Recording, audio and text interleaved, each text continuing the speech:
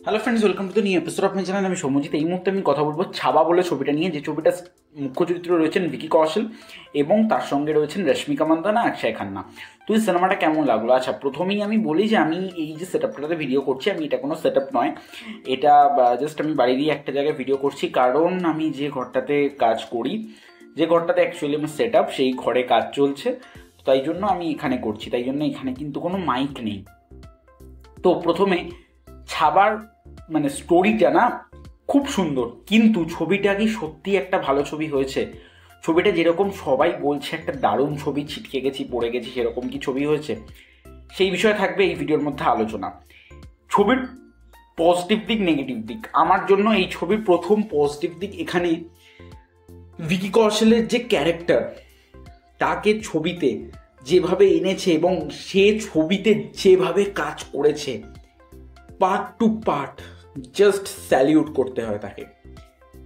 ছবির অক্ষয় খান্না, তার কম ডায়লগ থাকা সত্ত্বেও সে যেভাবে আই দিয়ে তার অ্যাক্টিং প্রকাশ করছে, আউটস্ট্যান্ডিং আউটস্ট্যান্ডিং। ভিকি ভার্সেস অক্ষয় ব্যাপক ছিল। লাস্টে পার্টিকুলারলি ক্লাইম্যাক্স সিকোয়েন্স দারুণ।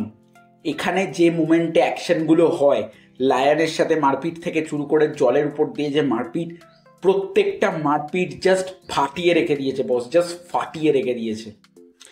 ছবির মধ্যে যেরকম ধরনের ব্যাকগ্রাউন্ড ইউজ করা হয়েছে, মানে ব্যাকগ্রাউন্ডে যে কাজ করা হয়েছে, সেটা ব্যাপক ছিল, সেটা ব্যাপক। ছবিটা ব্যাপক ছিল, ব্যাকগ্রাউন্ড যেখানে শ্যুট করা হয়েছে। এই ছবিটাকে দেখে আমরা মনে করছি যে এই ছবিটা নাকি বিগ বাজেটের ছবি, একদমই নয়। ছবিটা 100 থেকে 130 কোটি টাকার মধ্যে ছবি, যেটা দেখে কোনো কারণে বোঝাই যাচ্ছে না, বোঝা যাচ্ছে অনেক বড় বাজেটের ছবি। এবং ছবির এবার যদি চলে আসি আমি ছবির নেগেটিভ পয়েন্টে, এইগুলোই ছিল পজিটিভ পয়েন্ট। এবার রশ্মিকা মান্দানার কাজ ভালো। এবং যদি চলে আসি আমি ছবির নেগেটিভ পয়েন্ট, প্রথম নেগেটিভ পয়েন্ট, এই ছবিটার কোনো বিল্ড আপ নেই। ছবিটা হয়ে যাচ্ছে, কোনো ছবিটার বিল্ড আপ কিছু মোমেন্টস নেই, তাই এই ছবিটা কিন্তু অনেক জায়গায় ডিসঅ্যাপয়েন্টেড করবে।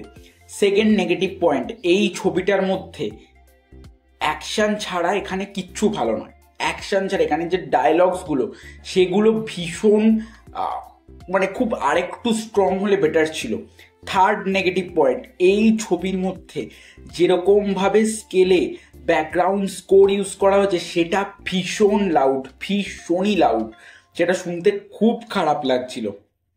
এবং এই ছবির মধ্যে অ্যাকশন সিকোয়েন্স ছাড়া ইমোশনাল পোর্শন কিছু কিছু জায়গায় ওয়ার্ক করেছে, কিছু কিছু জায়গায় ওয়ার্ক করেনি, সেগুলো কিন্তু বেটার করা উচিত ছিল। তো এই ছিল রিভিউ। আমার করতে ছবিটা খুব ডিসেন্ট একটা সিনেমা লেগেছে, তবে এই ছবিটা ওয়ান টাইম ওয়াচ হিসেবে একবার খুব ভালো ওয়াচ। তো তোমরা প্রত্যেকে গিয়ে দেখে আসো ছবিটার জন্য আমার অন্তত পার্সোনাল রেটিং 3.5/5। তোমরা প্রত্যেকে গিয়ে একবার দেখে আসো, দেখে জানাও কেমন লাগলো। আর আমার ভিডিও যদি ভালো থাকে লাইক করো, কমেন্ট করো, জানিয়ে কেমন লাগলো শেয়ার করো। আর আমার চ্যানেলের জন্য থাকি যে সাবস্ক্রাইব করে বেল আইকনটি ক্লিক করো। আজকের মনে চলে দেখা হচ্ছে নেক্সট ভিডিও। ততক্ষণ সবাই ভালো থেকো, বাই বাই।